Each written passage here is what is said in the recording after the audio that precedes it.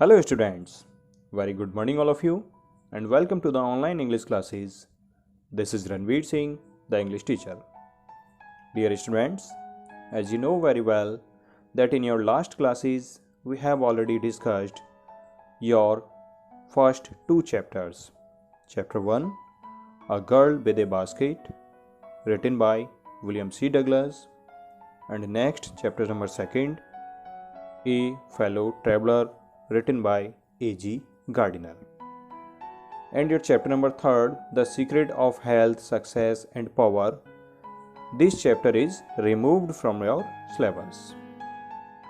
Then today we will start your chapter number 4, The Homecoming, that is written by Rabindranath Tagore. Okay students, हमने last video में discuss किया था कि आपका 30% syllabus Covid महामारी के कारण उसको हटा दिया गया है। सिर्फ 70% सिलेबस आपको पढ़ना है, जिसमें से 2 चैप्टर्स प्रोज के और 3 पोइम्स हम ऑलरेडी डिस्कस्ड कर चुके हैं। तो आज हम चैप्टर नंबर 4 के बारे में बात करेंगे, जिसका नाम है the home coming. The home coming को रविंद्रनाथ टैगोर ने लिखा है। तो चैप्टर शुरू करने से पहले सबसे पहले हम बात करेंगे ऑथर के बारे में। रविंद्रनाथ टैगोर, जो कि गुरुदेव के नाम से जाने जाते रहे हैं, और इनका जन्म कैलकाटा में 7 मई 1861 को हुआ था। आप अच्छी तरह जानते हैं कि रविंद्रनाथ टैगोर जी ने हमारे देश का नेशनल एंथम जन गण मन लिखा है, कंपोज किया है।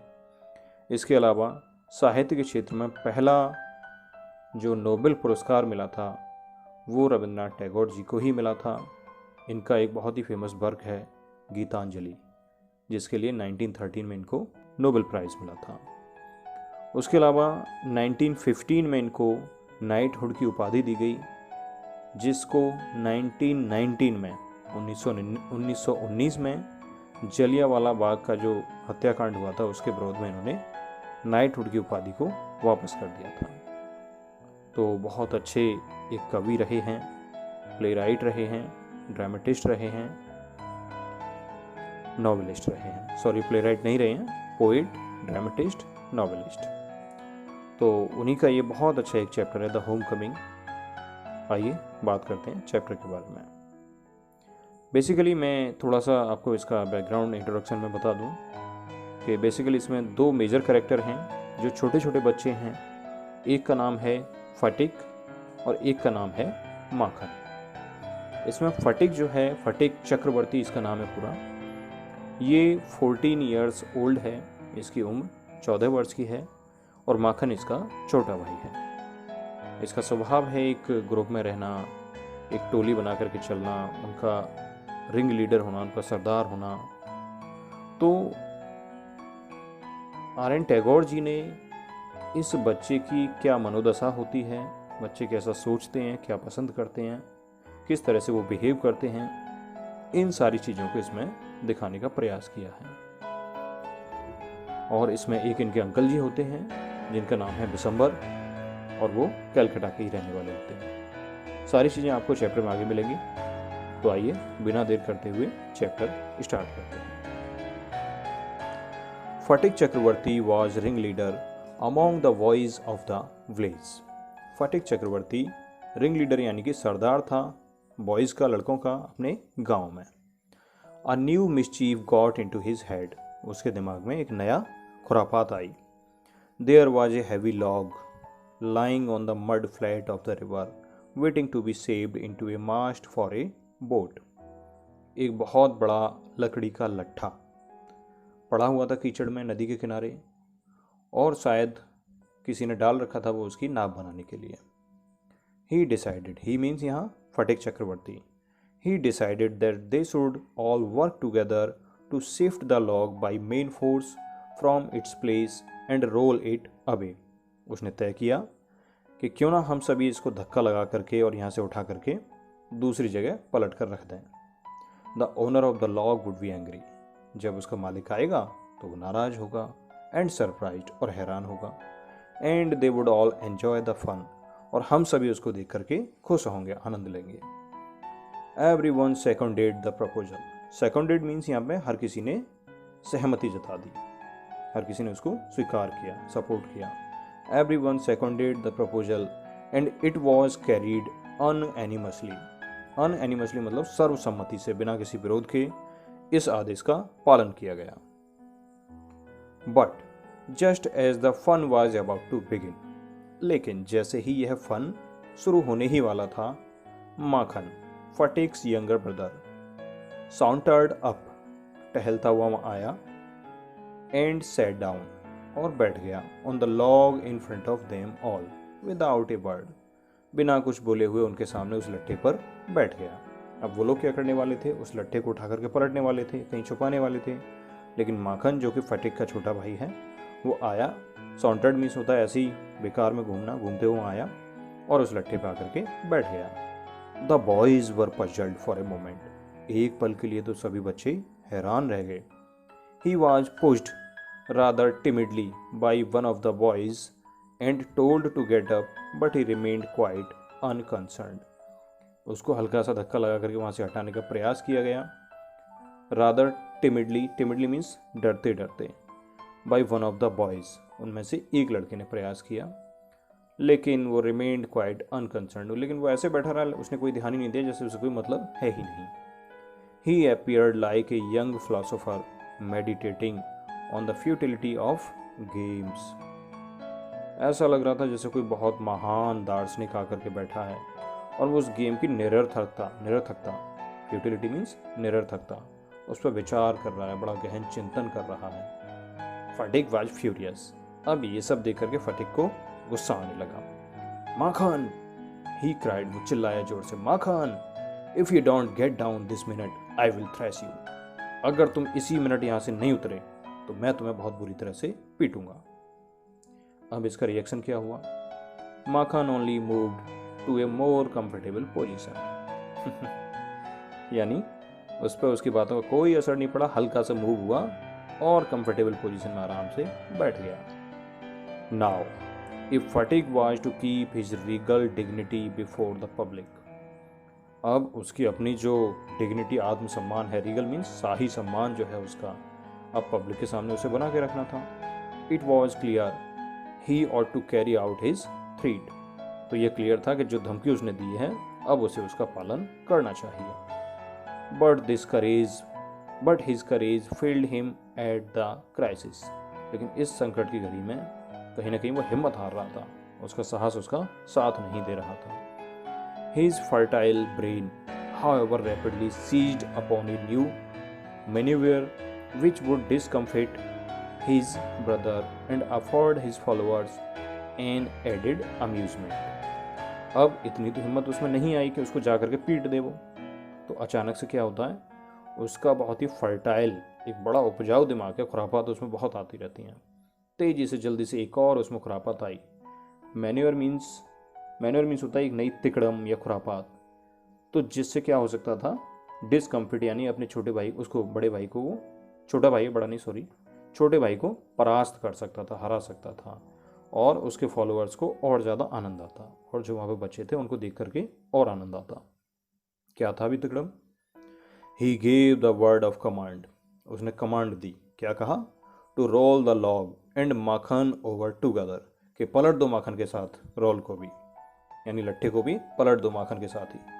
माखन हियर्ड द ऑर्डर, माखन ने भी ऑर्डर सुना, and made it a point of honour to stick on, लेकिन वो वहाँ चिपका रहा और उसे लगा कि ये मेरे लिए बड़े सम्मान की, मेरे लिए बड़े गर्व की बात है। But he overlooked the fact, लेकिन वो उस फैक्ट को, जो फैक्ट दिखाया जा रहा था, उसको अनदेखा कर गया, उसको पता नहीं चला कि वास्तविकता क्या है। Like those who attempt earthly fame in other matters, उन लोगों की तरह जो कि दुनियावी शान शौकत को नज़रअंदाज कर देते हैं और मैटर्स में। That there was peril in it, लेकिन इसमें तो बहुत बड़ा जोखिम था।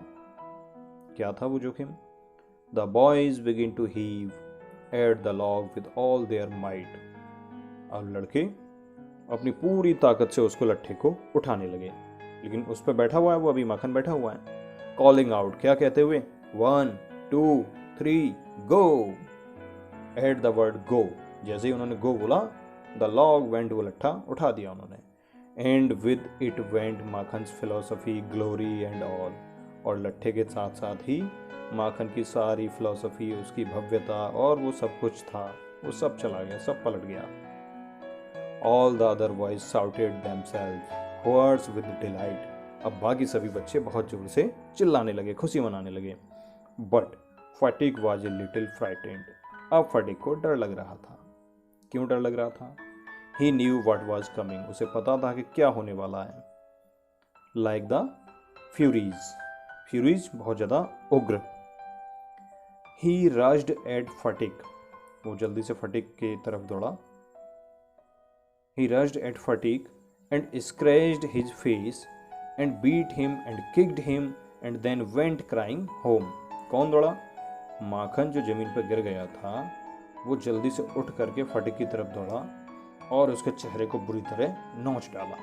एंड बीट हिम, पिटाई लगा दी उसकी। एंड किक्ड हिम, लात भी मारी। And then went crying home, अब पिटाई लगा करके, खुद तो पिटाई लगा करके और चिल्लाते हुए खुद ही चला गया। The first act of the drama was over, अब ये जो इनका ड्रामा था इसका पहला एक्ट ओवर हो चुका था। Next paragraph, Phatik wiped his face, अब माखन तो यहाँ से चला गया, पिटाई लगा दी, किसकी लगाई? फटिक की पिटाई लगा दी माखन ने। फटिक वाइप्ड हिज फेस, अब फटिक ने अपना चेहरा साफ किया। And sat down on the edge of his sunken barge, और बैठ गया किस पर?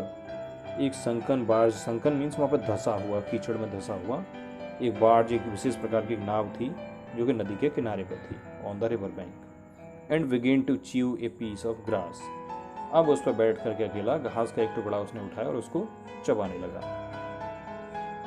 ए boat came up to the landing, अब उसी समय एक नाव वहां पर लैंड होने के लिए आई। And a middle aged man, एक अधेड़ उम्र का व्यक्ति with grey hair and dark moustache, जिसके बाल भूरे थे, मूछें बहुत डार्क थी, काली थी। स्टेप्ड ऑन शोर, उसके किनारे पर उतरा नाव में से।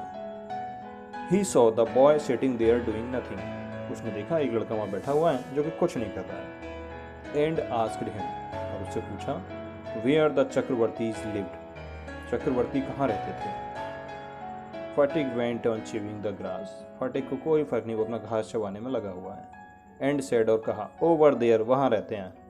But it was quite impossible to tell where he pointed, लेकिन ये समझना बड़ा मुश्किल था कि उसने कहाँ किधर की तरफ इशारा किया है, यानी कि वो बड़े बेमन से उसको बस टहलाने की कोशिश कर रहा है, वहाँ से टालने की कोशिश कर रहा है। The stranger asked him again, stranger ने फिर उससे पूछा। ही स्वंग हिज लेग्स, वो उस पर अपने पैरों को हिलाने लगा, झुलाने लगा। To and fro on the side of the barge, और उस बार्ज पर थोड़ा सा इधर उधर खिसक के और आराम से बैठ गया। एंड सेड, और कहा, गो एंड फाइंड आउट, जाओ खुद जाओ और ढूंढ लो। And continue to chew the grass as before, और पहले की तरह घास चबाने लगा। अब क्योंकि उस मूड में वो है ही नहीं, बेचारे की एक तो पिटाई लग गई है, वहाँ बैठा हुआ है, वो अकेला बैठना चाहता है, वो आगे उससे रास्ता पूछने के लिए, तो उसने गुस्से में ये सब बोल दिया। अब उसे ये नहीं पता था कि क्या मुसीबत आने वाली है। अब क्या होता है? But now A servant came down from the house, लेकिन एक नौकर घर से आया। ध्यान देना इस वर्ड्स पे, इस वर्ड पे है क्या? नौकर। And told Phatik his mother wanted him, और उसने बताया नौकर ने आकर के कि तुम्हारी मम्मी को जरूरत है तुम्हारी, चलो बुला रही है तुम्हें। फटिक रिफ्यूज्ड टू मूव, उसने कहा मैं नहीं हिलूंगा यहाँ से। But the servant was the master on this occasion, लेकिन आज वो सर्वेंट थोड़ी था, अब तो वो कौन था? मास्टर था, उसका मालिक था। ही टुक फटिक अप रफली, बड़ी बुरी तरह से उसको उठाया। एंड कैरिड हिम, ले गया खींच के, किकिंग, मारते हुए। And struggling to important rage, और वो संघर्ष कर रहा है। कौन?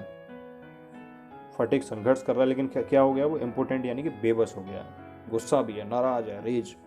और इस कंडीशन में उसको नौकर आया और घर उठा करके ले गया। अब बेचारा जो रिंग लीडर है, फटिक चक्रवर्ती, बच्चों का लीडर है, उसकी पिटाई लग गई तो बुरा तो लग रहा होगा। When Phatik came into the house, जब वो घर पहुंचा, हिज मदर सॉ हिम, उसकी मदर ने उसको देखा। सी कॉल्ड आउट एंग्रीली, और गुस्से में बोली, so you have been hitting Makhan again, अच्छा फिर से तुमने माखन को पीटा है। फटिक आंसवर्ड इंडिग्नेंटली, बहुत ज्यादा गुस्से से उसने कहा, नो आई हैव नॉट, मैंने नहीं पीटा है। हु टोल्ड यू दैट, तुमसे किसने कहा? जबकि वो सच बोल रहा है। क्योंकि पीटा किसने है? माखन ने फटिक को पीटा है, और आरोप क्या लगा दिया गया कि फटिक ने माखन को पीटा है। हिज मदर साउटेड, उसकी मदर चिल्लाई, डोंट टेल लाई, झूठ मत बोलो, यू हैव, तुमने किया ये सब। फटिक सेड सडनली, फटिक ने फिर अचानक से बोला, I tell you I have not, मैंने बोला ना तुमसे मैंने नहीं किया है। यू आस्क माखन, माखन से पूछ लो तुम। But Makhan thought it best to stick to his previous statement, Makhan को लगा कि जो मैंने पहले बोल दिया उसी बात पर कायम रहा जाए, अच्छा मौका है। ही सेड, उसने कहा, yes mother, Phatik did hit me, Phatik ने ही तो मुझे मारा था, हाँ बिल्कुल सही बात है। अब वो पहले ही गुस्से में था क्योंकि पिट के बैठा है, दूसरा नौकर ने पीट दिया, तीसरा उस पर आरोप लग गया, तो बहुत गुस्से में था। फटिक्स पेशेंस वॉज ऑलरेडी एग्जॉस्टेड, अब फटिक का जो एक धैर्य था वो पूरी तरह ओवर हो गया। He could not hear this injustice, इस अन्याय को वो बर्दाश्त नहीं कर सका। He rushed at Makhan and hammered him with blows, दौड़ के पहुंचा उसके पास और हैमर्ड, या तो हथौड़े से पिटाई करना या हथौड़े जैसे किसी अन्य चीज से, तो किससे किया इसने? ब्लोज यानी गुस्से से, घूसे मारे उसको। Makhan and hammered him with blows, मुक्के मारे उसके, पिटाई लगाई उसकी खूब।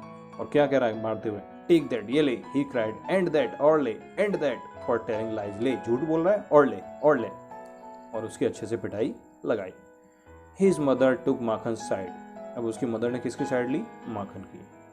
इन ए मोमेंट, एक पल में, एंड पुल्ड फटिक अवे, और उसको फटिक को अलग खींच दिया। Beating him with her hands, और उसकी पिटाई भी लगाने लगी। When Sphatik pushed her aside, तो उसने अपनी माँ में भी हल्का सा धक्का मारा। She shouted out, तो वो चिल्ला उठी, What, you little villain, would you hit your own mother? तू तो इतना दुष्ट हो गया कि अपनी माँ को भी मारेगा। It was just at this critical juncture, juncture होता है एट द राइट टाइम, बिल्कुल एक सही मोमेंट पे। ये वही क्रिटिकल समय था जैसा वहाँ पे झगड़ा चल रहा, उसकी पिटाई लग रही थी, उसी समय पर that the grey heard stranger arrived, कौन स्ट्रेंजर? जिसने इससे रास्ता पूछा था। He asked what the matter was, उसने पूछा क्या हुआ। फटिक looked sheepish and ashamed, अब फटिक अपने आप में बड़ा शर्मिंदगी महसूस करने लगा, वो नीचे को देखने लगा। सो स्टूडेंट्स, ये स्टोरी बहुत लंबी है, ये अभी भी आपका ये वीडियो 17 मिनट से ऊपर हो चुका है, और एक दिन में क्या, मुझे लगता है 2 दिन में भी इसको पूरा नहीं किया जा सकता है, तो थोड़े थोड़े पार्ट में हम इसको करेंगे, आपके समझ में आता रहे उस हिसाब से। तो यहाँ से क्योंकि एक नई स्टोरी जन्म लेगी, क्योंकि नए पर्सन की एक एंट्री हुई है, तो आज हम इसको यहीं पे ख़त्म कर रहे हैं। यहाँ से आगे आपको अगली क्लास में पढ़ाया जाएगा। उम्मीद करता हूँ आपको अच्छे से समझ में आया होगा। अगर फिर भी कहीं कोई प्रॉब्लम है तो आप मुझसे डिस्कस कर सकते हैं, और इसी के साथ आप चैनल को भी सब्सक्राइब कर लें, जिससे कि जब भी इस पर वीडियो डाला जाए आपको तुरंत पता चल जाएगा। Okay students, thank you so much, have a nice day.